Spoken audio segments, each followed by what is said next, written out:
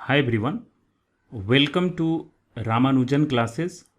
I am Shekhar sir presenting today's video lecture on the topic of cross product of two vector, which is also called vector product of two vector.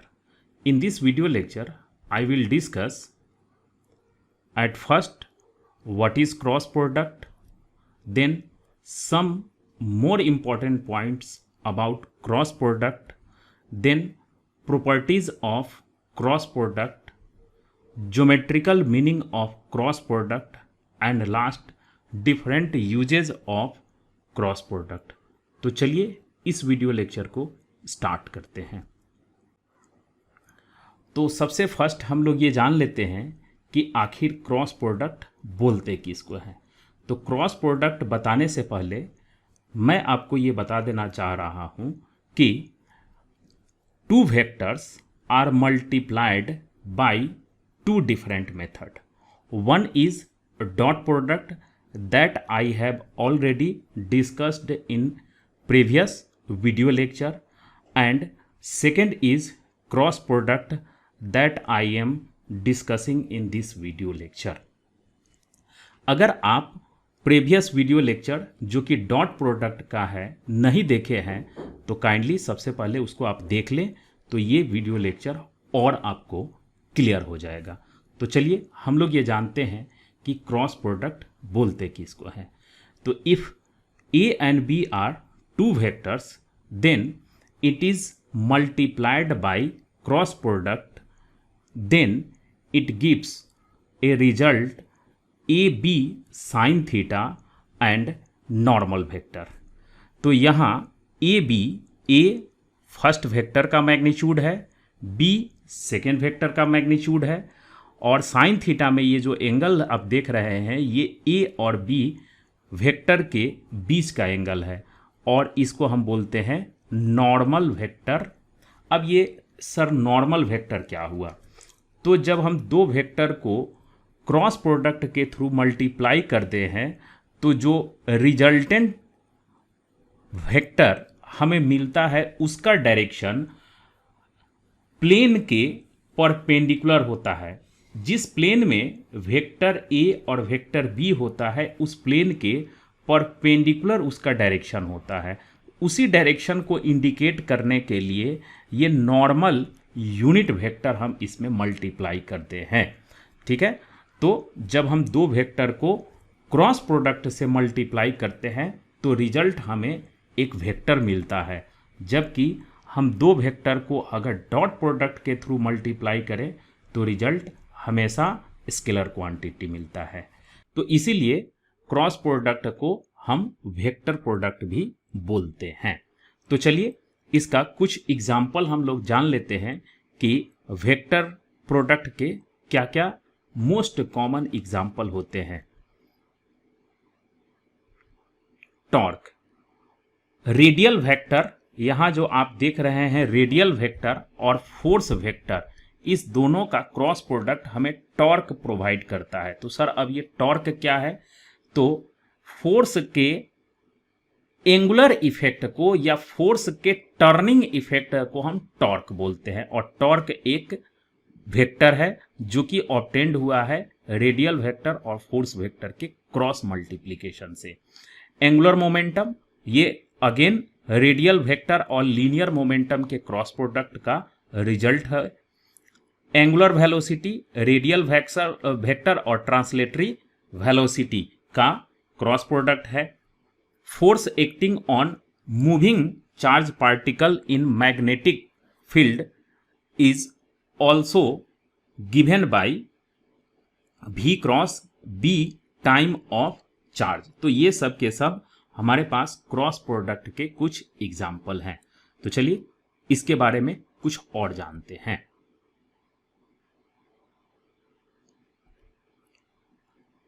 अब मैंने आपको बताया था अभी कि cross product दो vector का हमें एक वेक्टर क्वांटिटी प्रोवाइड करता है, तो इसीलिए क्रॉस प्रोडक्ट को हम वेक्टर प्रोडक्ट भी बोलते हैं।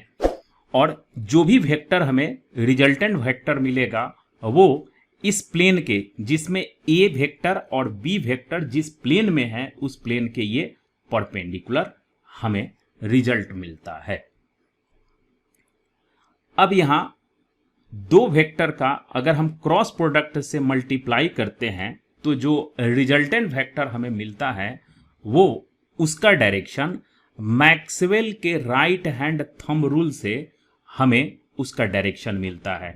तो ये देखिए मैक्सवेल के राइट हैंड थंब रूल से हम क्या करते हैं कि फर्स्ट वेक्टर अगर ए है और इसको हम क्रॉस कर रहे हैं सेकेंड वेक्टर से, तो राइट हैंड थंब हम लोग निकालते हैं और फिंगर को फर्स्ट वेक्टर से सेकेंड वेक्टर के टुवार्ड्स, याद रखिए यहां फर्स्ट वेक्टर है तो फर्स्ट वेक्टर से सेकेंड वेक्टर के टुवार्ड्स फिंगर को कर्ल करते हैं, तो जो भी मेरा थंब का डायरेक्शन होता है वो ए क्रॉस बी के रिजल्टेंट को बताता है, जिसको हम लोग Maxwell right hand thumb rule बोलते हैं।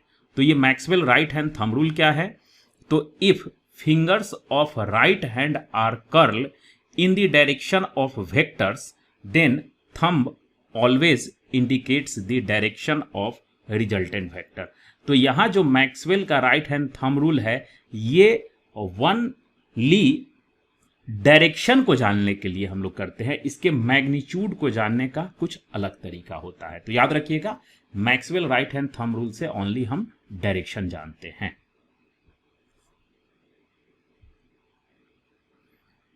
अब यहां देखिए कि ए क्रॉस बी जो भी रिजल्ट प्रोवाइड करेगा वो हमेशा वेक्टर ए के, यानी जो अपना कंस्टिट्यूएंट वेक्टर है वेक्टर ए और वेक्टर बी, ये दोनों के परपेंडिकुलर होता है। यहां देखिए ए क्रॉस बी इटसेल्फ वेक्टर यानी कंस्टिट्यूएंट वेक्टर के परपेंडिकुलर है और अगेन ए क्रॉस बी अपने कंस्टिट्यूएंट वेक्टर बी के परपेंडिकुलर है, जो कि आप फिगर से देख पा रहे हैं। क्रॉस प्रोडक्ट अगर हम किसी वेक्टर का उसी के इटसेल्फ अगर हम क्रॉस प्रोडक्ट निकालें तो वो ऑलवेज जीरो होता है। वो कैसे? तो आप जान रहे हैं कि क्रॉस प्रोडक्ट में जो हम एंगल लेते हैं ये दोनों वेक्टर के बीच का एंगल होता है। तो जब दो वेक्टर एक दूसरे पर कॉन्साइड कर जाते हैं, मतलब इटसेल्फ से अगर हम क्रॉस प्रोडक्ट निकालते हैं तो एंगल जीरो हो जाता है और साइन 0 डिग्री आप जान रहे हैं जीरो।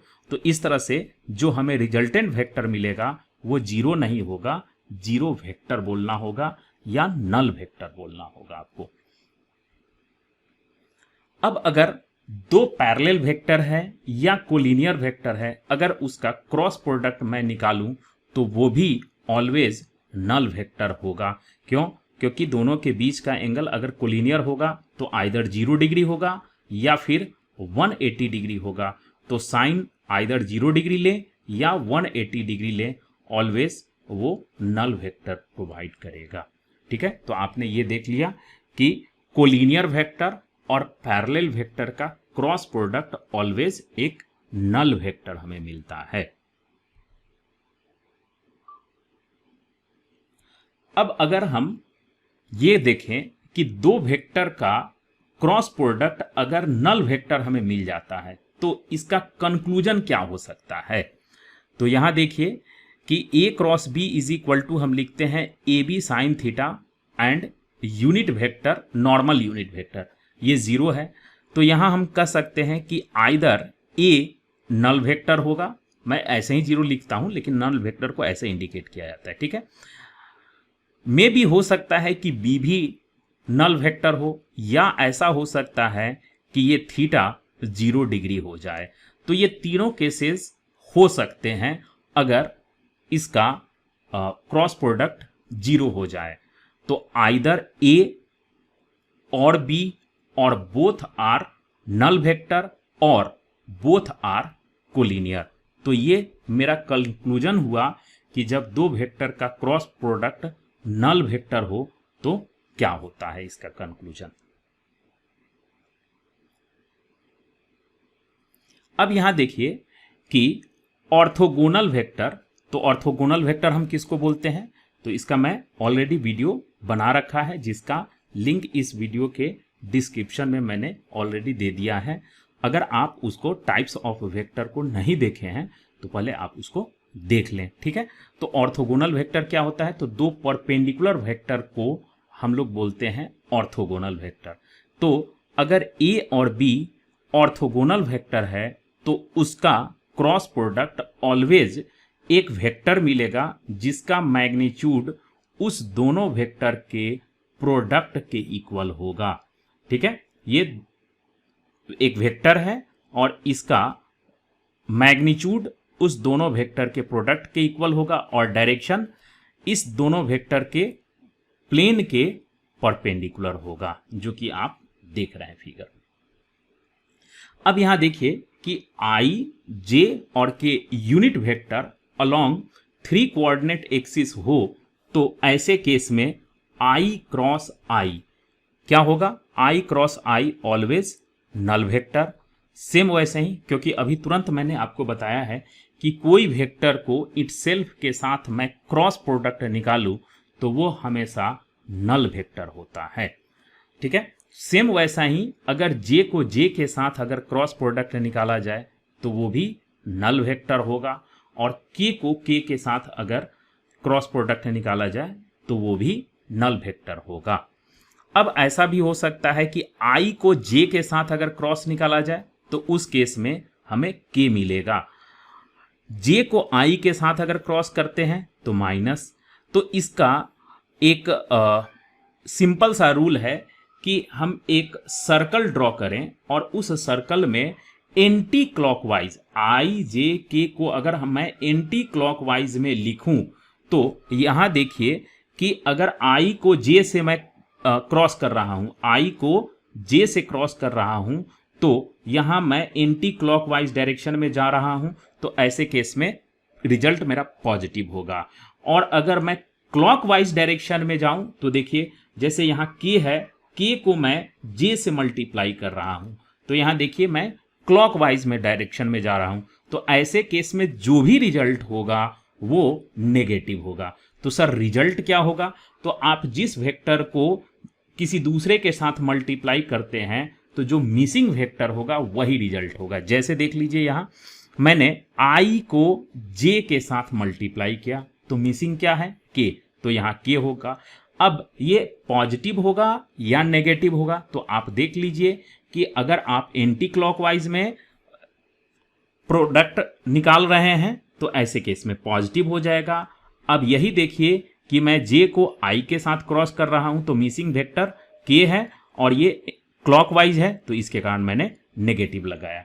तो ये एक सिंपल सा रूल है याद रखने को, अदरवाइज ये बहुत कोई कॉम्प्लिकेटेड रूल नहीं है, ठीक है।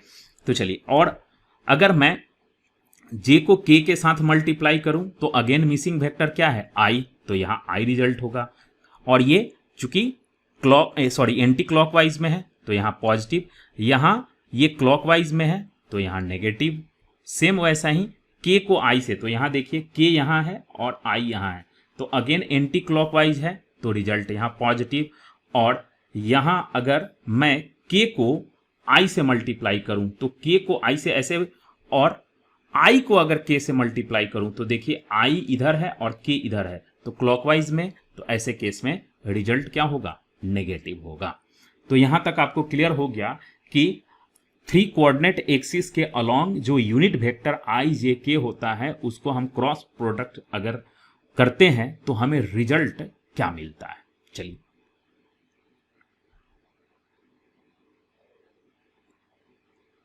अब यहां देखिए कि दो वेक्टर का क्रॉस प्रोडक्ट हमें मैक्सिमम रिजल्ट कब प्रोवाइड करेगा। तो आप जान रहे हैं कि साइन का मैक्सिमम वैल्यू 1 होता है जो कि 90 डिग्री एंगल के साथ होता है। तो जब दो क्रॉस प्रोडक्ट हमें मैक्सिमम रिजल्ट देंगे तो ऐसे केस में ये दोनों वेक्टर परपेंडिकुलर मीन्स ऑर्थोगोनल होने चाहिए, तब हमें मैक्सिमम रिजल्ट मिलेंगे। और अगर यही मिनिमम रिजल्ट हमें लेना है तो ऐसे केस में ये दोनों वेक्टर आइदर कोलिनियर होने चाहिए या पैरेलल। तो कोलिनियर वेक्टर और पैरेलल वेक्टर के बीच का एंगल हमेशा 0 डिग्री होता है तो ऐसे केस में साइन 0 0 आपको मिलेगा। तो ऐसे केस में हमें मिनिमम वैल्यू मिला। तो अब अगर मैं इसका कंक्लूजन निकालूं कि कोई दो वेक्टर का क्रॉस प्रोडक्ट किसके किसके बीच में लाई करता है, तो हमेशा आप याद रखेंगे कि दो वेक्टर का क्रॉस प्रोडक्ट, जैसे यहां देखिए ए बी इसका मैग्नीट्यूड हुआ तो इससे लेसर हो, सॉरी इसको मैं ऐसे लिख रहा हूं, तो दो वेक्टर का क्रॉस प्रोडक्ट का मिनिमम रिजल्ट होगा 0, जो कि आपने यहां देखा। तो उससे आइदर ग्रेटर होना चाहिए या equal to A cross B इसका मैग्नीट्यूड, और लेस या इक्वल होना चाहिए ए बी के। ठीक है, तो ये हो गया क्रॉस प्रोडक्ट का मिनिमम वैल्यू और ये हो गया क्रॉस प्रोडक्ट का मैक्सिमम वैल्यू। तो आप ये समझ चुके हैं। अब मैं ये बताने जा रहा हूं कि अगर कोई दो वेक्टर आई जे के टर्म में अगर रिप्रेजेंट किए गए हैं तो उसका हम क्रॉस प्रोडक्ट कैसे निकालते हैं।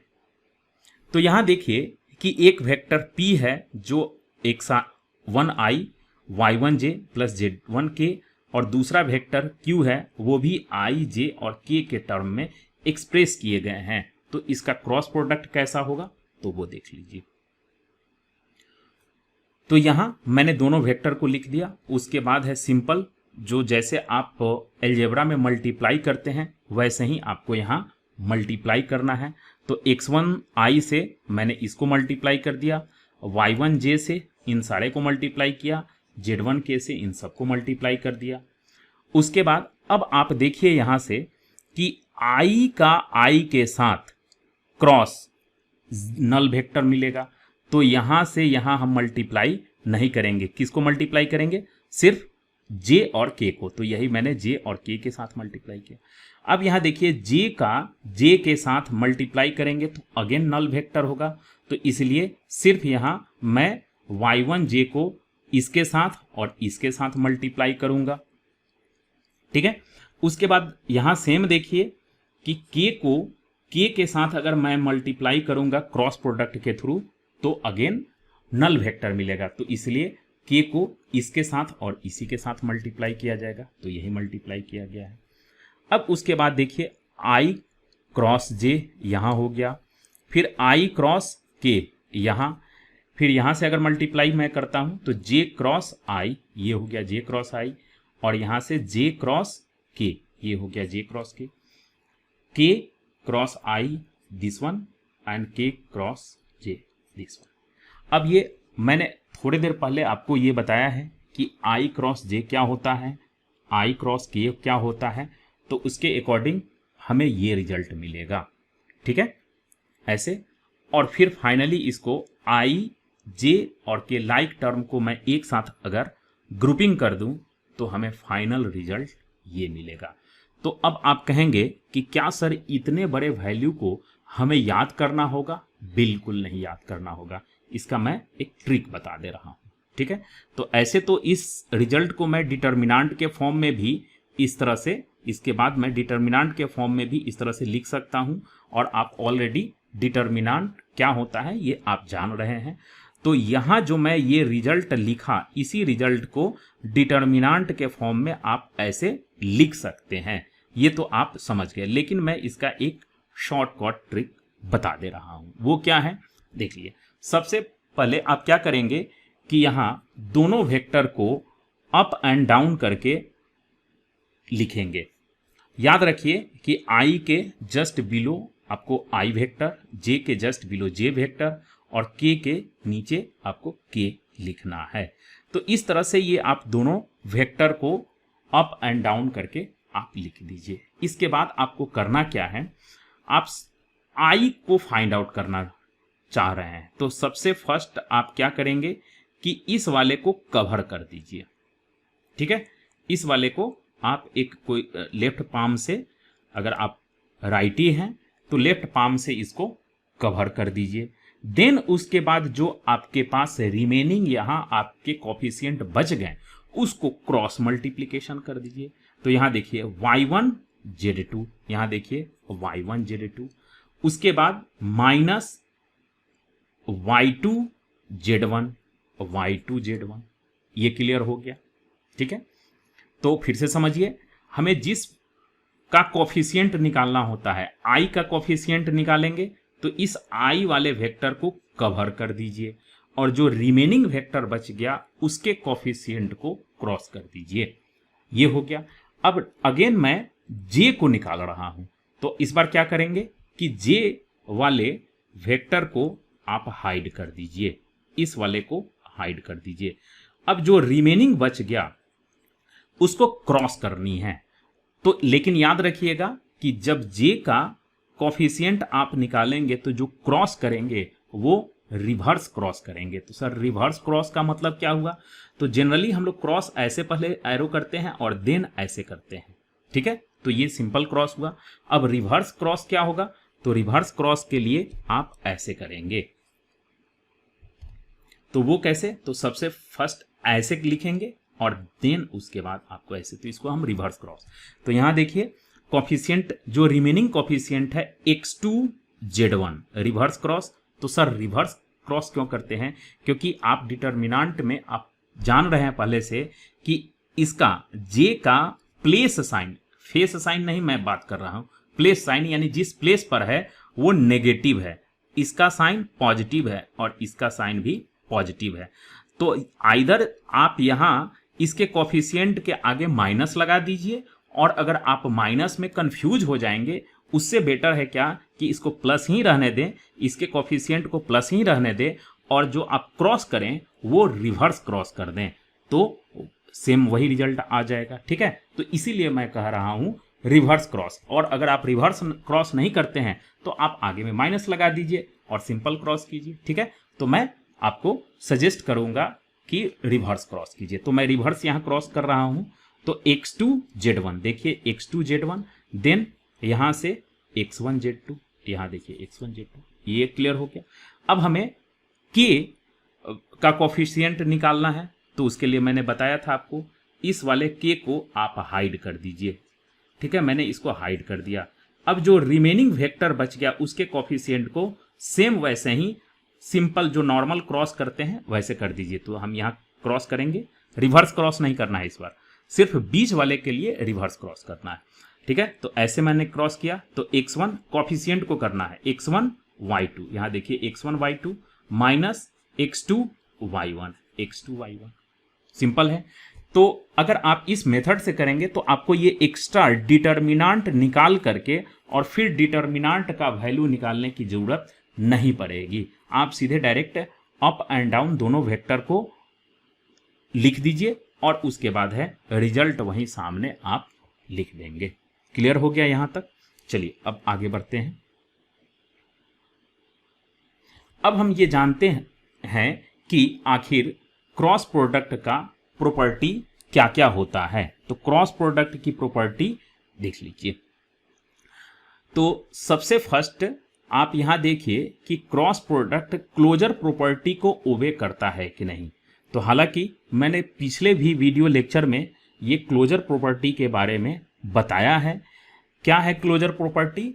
तो जब किसी मैथमेटिकल ऑपरेशन को हम इंप्लीमेंट करते हैं, अप्लाई करते हैं, तो अगर रिजल्ट भी सेम टाइप के नंबर मिलता है, रिजल्ट में भी अगर सेम टाइप के नंबर मिलता है तो उसको हम कहते हैं क्लोजर प्रॉपर्टी। जैसे आप यहां देख लीजिए कि यहां 2 है और इसमें ये नेचुरल नंबर है, 2 एक नेचुरल नंबर है और इस पे प्लस ऑपरेशन मैंने किया 3 के साथ नेचुरल नंबर, तो हमें जो रिजल्ट मिल रहा है वो सेम काइंड के नंबर यानी सेम टाइप के नंबर हमें मिल रहा है। तो हम कह सकते हैं कि एडिशन क्लोजर प्रॉपर्टी को ओबे करता है। लेकिन मैं अगर ऐसे सब्ट्रैक्शन ऑपरेशन अप्लाई करूं तो ये भी नेचुरल नंबर है, ये भी नेचुरल नंबर है, तो यहां रिजल्ट देखिए -1 है, ये एक नेचुरल नंबर नहीं है। तो यहां आप क्या देख रहे हैं कि सब्ट्रैक्शन के लिए ये क्लोजर प्रॉपर्टी मतलब सेम टाइप के रिजल्ट नहीं दे रहा है। तो इसीलिए हम इसको कहेंगे कि सब्ट्रैक्शन क्लोजर प्रॉपर्टी को ओबे नहीं कर रहा है। तो यहां देखिए कि ए और बी अगर दो वेक्टर्स हैं तो उस केस में अगर मैं इसको क्रॉस प्रोडक्ट से मल्टीप्लाई करूंगा तो रिजल्ट भी हमें एक वेक्टर मिलेगा। तो देखिए ए भी एक वेक्टर, बी अगेन एक वेक्टर, और इसका जो रिजल्ट है वो भी एक वेक्टर मिल रहा है। अब सेकेंड प्रॉपर्टी यहां देखिए कि क्रॉस प्रोडक्ट कभी भी कम्यूटेटिव प्रॉपर्टी को ओबे नहीं करता है। तो देख लीजिए कैसे। यहां अगर ए और बी दो वेक्टर है तो मैं ऐसे नहीं लिख सकता हूं कि A cross B is equal to B cross A. ठीक है, कैसे? तो यहां देख लीजिए, यहां ए बी को अगर मल्टीप्लाई करता हूं तो यहां जो रिजल्ट मिलेगा वो इसके परपेंडिकुलर होगा, और बी क्रॉस ए को का रिजल्ट जो मिलेगा वो इसके जस्ट अपोजिट हो जाएगा। तो अपोजिट है तो इसलिए हमें यहां माइनस लगाना पड़ा। तो अब देखिए कि ए क्रॉस बी का रिजल्ट ये आया है और बी क्रॉस ए का रिजल्ट ये आया है, तो ये दोनों कभी भी इक्वल नहीं हो सकते। तो इसलिए क्रॉस प्रोडक्ट कभी भी कम्यूटेटिव लॉ को ओबे नहीं करता है। अब क्रॉस प्रोडक्ट एडिशन और सब्ट्रैक्शन के लिए यहां डिस्ट्रीब्यूटिव लॉ को ओबे करता है। तो ए बी सी अगर मान लीजिए थ्री वेक्टर्स हैं, तो अगर मैं इसको ऐड करूं क्रॉस प्रोडक्ट के साथ तो मेरा ये रिजल्ट आएगा। ठीक है, तो यहां डिस्ट्रीब्यूटिव लॉ को ओबे करेगा, और सब्ट्रैक्शन के साथ भी डिस्ट्रीब्यूटिव लॉ ओबे किए जाते हैं। अब एसोसिएटिव लॉ को क्रॉस प्रोडक्ट कभी ओबे नहीं करता है। तो एसोसिएटिव लॉ क्या है? तो थ्री वेक्टर्स में दो वेक्टर को ग्रुपिंग करके मैं सबसे पहले उस पर क्रॉस प्रोडक्ट अप्लाई करूं, और जो रिजल्ट आए उसको थर्ड के साथ अगर क्रॉस प्रोडक्ट किया जाए तो ऐसे केस में हम कहते हैं एसोसिएटिव लॉ। तो क्या ये एसोसिएटिव लॉ को ओबे करता है? तो चलिए हम लोग देख लेते हैं। तो ए बी सी यहां तीन वेक्टर है, अगर मैं इसको इसके साथ मल्टीप्लाई करूं तो देखिए क्या रिजल्ट होगा। यहां देखिए ए क्रॉस बी क्रॉस सी। अब मैं इसको ग्रुपिंग कर दे रहा हूं तो यहां क्या रिजल्ट होगा?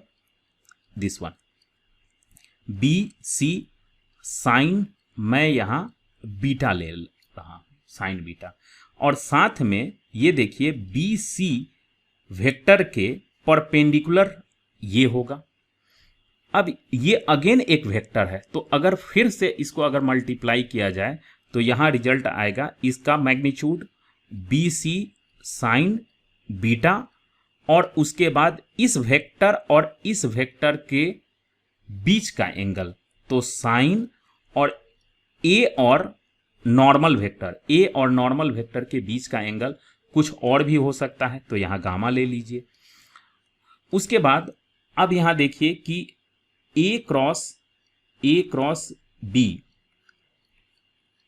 का सी के साथ अगर मैं क्रॉस प्रोडक्ट निकालूं तो यहां होगा ए बी, और इस दोनों के बीच का एंगल ए बी। यहां देखिए मैंने बी सी के बीच का एंगल, बी और सी के बीच का एंगल बीटा लिया था, यहां मैं अल्फा ले रहा हूं। अल्फा डेफिनेटली डिफरेंट होगा, और साथ में यहां कोई एक नॉर्मल वेक्टर एन है तो यहां मैं एक नॉर्मल वेक्टर एम ले रहा हूं, और इसका क्रॉस कर रहा हूं सी के साथ। अब ये क्या रिजल्ट होगा? ए बी साइन अल्फा, और यहाँ सी भी लिख दीजिए इसका मैग्नीट्यूड। अब हमें ये एम और सी के बीच का एंगल, तो सम एंगल कुछ दूसरा भी हो सकता है, तो यहां मैं लेमडा लिख दे रहा हूं। तो यहां देखिए ये डेफिनेटली ये रिजल्ट और ये रिजल्ट किसी भी तरह से इक्वल नहीं होगा। तो cross product of three vectors does not obey associative law. ठीक है, तो ये आपको मेरे ख्याल से क्लियर हो गया। अब हम ये जान लें कि क्रॉस प्रोडक्ट का ज्योमेट्रिकल मीनिंग क्या होता है।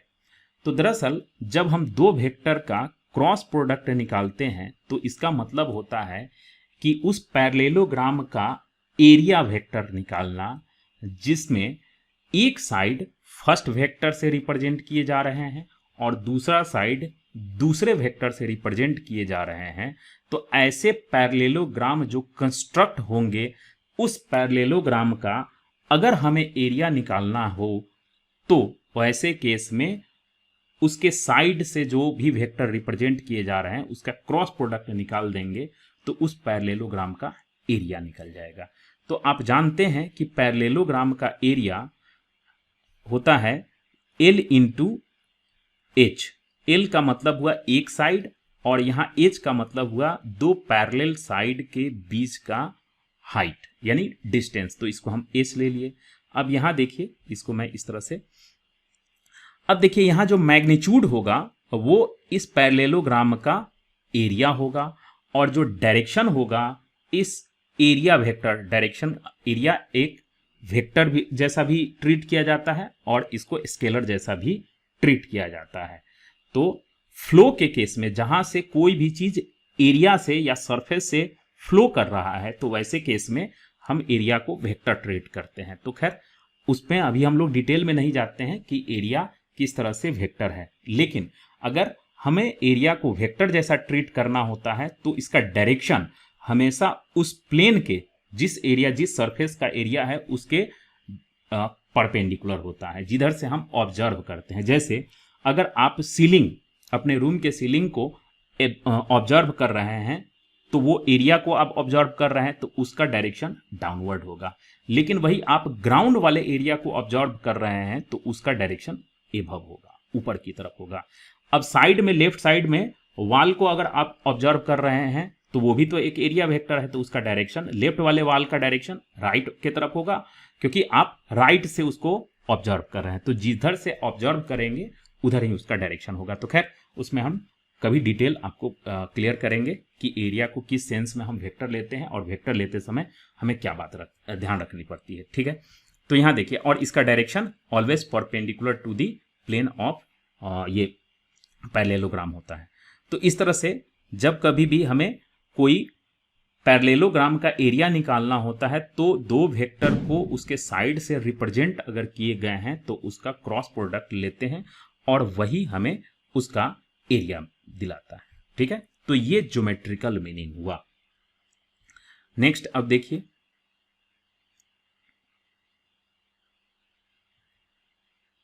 अब हम ये बता रहे हैं कि क्रॉस प्रोडक्ट का कहां कहां हम यूज करते हैं। तो सबसे first, finding angle between two vector, दो वेक्टर के बीच हमें एंगल अगर फाइंड आउट करना होता है तो हम क्रॉस प्रोडक्ट से कैसे एंगल फाइंड आउट करते हैं, ये चीज देखिए।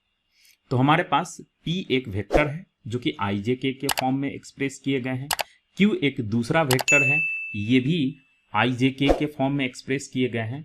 तो इसके बीच सम एंगल तो जरूर होंगे, उस एंगल को हम कैसे निकालेंगे। तो आप जान रहे हैं कि P क्रॉस Q अगर करेंगे तो PQ साइन थीटा होगा। यहाँ मैंने सिर्फ मैग्नीट्यूड की बात किया है तो इसीलिए मैं ये वेक्टर यहाँ यूज नहीं करूंगा। तो अब यहाँ से sine theta is equal to मैं दिस वन लिख सकता हूँ, तो therefore theta is equal to ऐसे। और अगर मैं इसको IJ के फॉर्म में लिखूं तो साइन थीटा। अब यहाँ देखिए P क्रॉस Q, तो मैंने थोड़ी देर पहले आपको डिटर्मिनेंट मेथड और शॉर्टकट मेथड से बताया था कि अगर दो वेक्टर IJK के फॉर्म में रिप्रेजेंट किए जाएं तो उसका क्रॉस प्रोडक्ट हम कैसे निकालते हैं। तो यही आपको क्रॉस प्रोडक्ट के थ्रू हमने निकाला, और इसका चूंकि मैग्नीट्यूड निकालना है तो इसमें IJK के कोफिशिएंट को स्क्वायर करके रूट कर देते हैं, और यहाँ इंडिविजुअल वेक्टर का मैग्नीट्यूड है P और Q। ठीक है, तो ये चीज मेरे ख्याल से आप समझ गए हैं।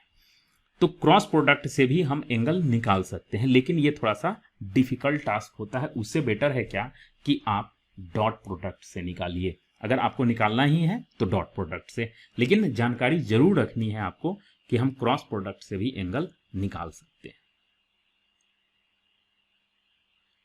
अब हमें दो वेक्टर कोलिनियर है या नहीं है इसको हमें चेक करना है। तो ऐसे केस में हम क्रॉस प्रोडक्ट का कैसे यूज करते हैं। तो कोलिनियर का मतलब हुआ या पैरेलल वेक्टर है तो उसके बीच का एंगल क्या होगा, 0 डिग्री। तो ऐसे केस में अगर दो वेक्टर IJK के फॉर्म में रिप्रेजेंट किए गए हैं तो उसका हम सबसे पहले क्रॉस प्रोडक्ट निकालेंगे, और वो क्रॉस प्रोडक्ट अगर नल वेक्टर के इक्वल आ जाए तो हम कह देंगे कि ये दोनों वेक्टर क्या हैं, कोलिनियर या पैरेलल है। ठीक है, तो ये भी आपको क्लियर हो गया। तो क्रॉस प्रोडक्ट से भी हम कोलिनियर चेक कर सकते हैं, यहां तक कि आप डॉट प्रोडक्ट से भी चेक कर सकते हैं, ये मैंने डॉट प्रोडक्ट में भी डिस्कस किया है। अब अभी तुरंत मैंने डिस्कस किया था कि अगर दो वेक्टर पैरेललोग्राम के पैरेललोग्राम के साइड को रिप्रेजेंट करते हैं तो उसका अगर हम क्रॉस प्रोडक्ट निकाल देंगे तो वो क्रॉस प्रोडक्ट का जो रिजल्ट आएगा, मतलब मैग्नीट्यूड आएगा, वो एरिया को, पैरेललोग्राम के एरिया को रिप्रेजेंट करेगा। अब हम क्या कर सकते हैं कि ट्रायंगल के एरिया को भी हम क्रॉस प्रोडक्ट से निकाल सकते हैं। तो ये कैसे सर? तो क्रॉस प्रोडक्ट के थ्रू कैसे निकालते हैं? तो अगर दो वेक्टर ट्रायंगल के दो साइड से, याद रखिएगा कि टेल टू टेल कनेक्ट होने चाहिए। ठीक है, तो टेल टू टेल अगर दो वेक्टर कनेक्ट है, यहां देख लीजिए एक वेक्टर बी है और यहां वेक्टर ए है, इस दोनों का कॉमन टेल यहां है, तो इसीलिए मैं कह रहा हूं कि टेल टू टेल कनेक्ट है। तो ए और बी वेक्टर, दो वेक्टर अगर ट्रायंगल के दो साइड्स को रिप्रेजेंट कर रहे हैं तो उसका क्रॉस प्रोडक्ट निकाल करके और हाफ अगर मैं कर दूं तो यही चीज उसके ट्रायंगल का एरिया को रिप्रेजेंट। तो सर हाफ क्यों करेंगे? तो हाफ मैं इसलिए कर रहा हूं कि इसको अगर आप पैरेललोग्राम कंस्ट्रक्ट कर दें, ये पैरेललोग्राम अगर आप कंस्ट्रक्ट कर दीजिएगा तो अभी तुरंत आपने देखा है कि इसको अगर हम ऐसे कर देते हैं तो ये पूरे पैरेललोग्राम के एरिया को रिप्रेजेंट करेगा, और जब मैं इसी का हाफ कर दूं तो ये हाफ वाला जो ट्रायंगल है उसको रिप्रेजेंट करेगा। ठीक है, और ये आप पहले से जान रहे हैं कि पैरेललोग्राम का डायगोनल टू कॉन्ग्रुएंट ट्रायंगल में बाइसेक्ट या डिवाइड करता है, तो डेफिनेटली दोनों का एरिया इक्वल हो गया, तो इसीलिए मैं यहां हाफ से मल्टीप्लाई करता हूं। और अगर इसको आई जे के फॉर्म में लिखें तो इसका क्रॉस प्रोडक्ट अभी मैंने तुरंत बताया है, इससे अब उसके बाद ऑर्थोगोनलिटी भी हम क्रॉस प्रोडक्ट के थ्रू हम निकाल सकते हैं। कैसे? दो वेक्टर जब परपेंडिकुलर होते हैं तो उसको ऑर्थोगोनल वेक्टर कहते हैं, तो डेफिनेटली उसके बीच का एंगल कितना होगा? 90 डिग्री। तो दो वेक्टर को अगर हम क्रॉस प्रोडक्ट करेंगे तो only sine 90 degree is equal to 1 हो जाता है, तो उसके मैग्नीट्यूड के प्रोडक्ट के इक्वल रिजल्ट आना चाहिए। तो अगर दोनों वेक्टर के मैग्नीट्यूड के प्रोडक्ट के इक्वल रिजल्ट हमें मिलता है तो ऐसे केस में ये दोनों वेक्टर परपेंडिकुलर होगा। लेकिन फिर आगे मैं बता रहा हूं कि क्रॉस प्रोडक्ट से अगर मैं ऑर्थोगोनलिटी चेक करता हूं तो हमें ज़्यादा क्या कर सकते हैं, डिफिकल्टी होगी। तो उससे बेटर है क्या कि आप डॉट प्रोडक्ट से निकाल लीजिए। ठीक है, डॉट प्रोडक्ट आसानी से, क्योंकि cos 90 डिग्री इक्वल टू 0 होगा, तो डॉट प्रोडक्ट अगर दो वेक्टर का 0 आ जाता है तो हम सीधे कह देंगे कि हाँ वो परपेंडिकुलर या ये ऑर्थोगोनल है। तो कुछ जगह पे ऐसे हैं जहां क्रॉस प्रोडक्ट इजी है, कुछ जगह पे ऐसे मिलेंगे आपको जहां डॉट प्रोडक्ट इजी है। ठीक है, तो ये आपको डिसाइड करनी है कि कौन सा डॉट प्रोडक्ट और क्रॉस प्रोडक्ट कहां आपको लगानी है। कई बार हमें ऐसी जरूरत पड़ती है कि दो गिवन वेक्टर के परपेंडिकुलर हमें एक वेक्टर निकालनी है, तब क्या करेंगे? तो उस जगह पे क्रॉस प्रोडक्ट काम आता है। सपोज कर लीजिए कि हमारे पास एक वेक्टर ए है जो आई जे के फॉर्म में रिप्रेजेंट किए गए हैं, दूसरा वेक्टर बी वो भी आई जे के फॉर्म में रिप्रेजेंट किए गए हैं। तो ऐसे केस में हमें ए और बी के परपेंडिकुलर एक दूसरा वेक्टर निकालनी है, तो वो कैसे निकालेंगे? तो यहां देखिए, वेक्टर ए वेक्टर बी के परपेंडिकुलर ये मेरा एक वेक्टर मिल गया। अब हमें इसके अलोंग एक यूनिट वेक्टर निकालनी है, तो क्या होगा? इसके मैग्नीट्यूड से बस डिवाइड कर देनी है। तो ये जो मिला मेरा न्यू वेक्टर, ये इस वेक्टर के पैरेलल है और ए और बी वेक्टर के परपेंडिकुलर है।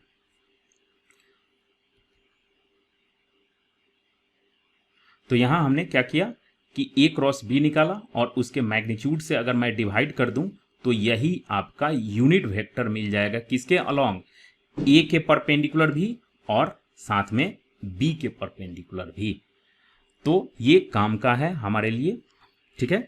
क्या कि जब दो वेक्टर के परपेंडिकुलर अगर कोई वेक्टर निकालना है जो कि यूनिट के फॉर्म में हो, तो परपेंडिकुलर वेक्टर तो ये मिल जाएगा हमें, ये आपको ऑलरेडी पता है। और इसको अगर मैग्नीट्यूड से मैं डिवाइड कर दूं तो वही एक मेरा यूनिट वेक्टर मिल जाएगा, ठीक है। तो इस जगह पे भी हम क्रॉस प्रोडक्ट हम यूज करते हैं। अगर मैं इसको आई जे के फॉर्म में लिखूं तो ये दो वेक्टर का क्रॉस प्रोडक्ट हो गया और उसके मैग्नीट्यूड से डिवाइड कर दिए।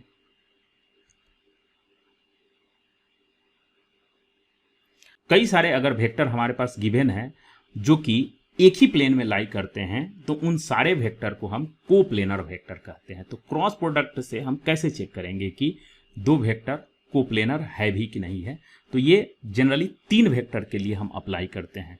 2 वेक्टर के लिए कोप्लेनरिटी के लिए कुछ अलग रूल होता है। तो 3 वेक्टर कोप्लेनर है कि नहीं है उसका हम क्रॉस प्रोडक्ट कैसे चेक करते हैं? तो सबसे फर्स्ट हम 2 वेक्टर का क्रॉस प्रोडक्ट निकालते हैं। तो देखिए ये ए और बी का मैंने क्रॉस प्रोडक्ट निकाला, तो डेफिनेटली ये क्या है, इस प्लेन के जिस प्लेन में ए बी सी तीनों लाई कर रहे हैं उसके परपेंडिकुलर होगा। तो यही को मैं यहाँ शिफ्ट कर दे रहा हूँ। तो A B, A cross B जो मिला है वो डेफिनेटली सी वेक्टर के क्या होगा, परपेंडिकुलर होगा। और अगर इन दोनों का मैं डॉट प्रोडक्ट ले लूं, ठीक है, इन दोनों का यहाँ देखिए, ये देखिए ये ए क्रॉस बी है और परपेंडिकुलर है सी के, तो इसका डॉट प्रोडक्ट तो अभी तुरंत बताया है कि ऑर्थोगोनल वेक्टर को अगर डॉट प्रोडक्ट से मल्टीप्लाई करते हैं, डॉट से मल्टीप्लाई करते हैं तो जो रिजल्ट होगा वो 0। तो अगर 2 वेक्टर का क्रॉस प्रोडक्ट तीसरे का डॉट प्रोडक्ट के साथ, तीसरे के साथ अगर मैं डॉट प्रोडक्ट करूं तो वो ऑलवेज 0 मिलेगा। तो ऐसे केस में ये तीनों वेक्टर क्या होंगे, कोप्लेनर, यानी एक ही प्लेन में लाई करेंगे, जैसे ए बी और सी देख लीजिए, ठीक है।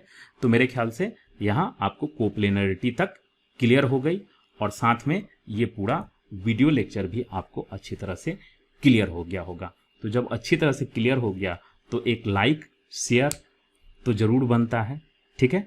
तो if you think this video lecture is useful and helpful to you, then please like, subscribe and share to all your friends. तब तक जय हिंद।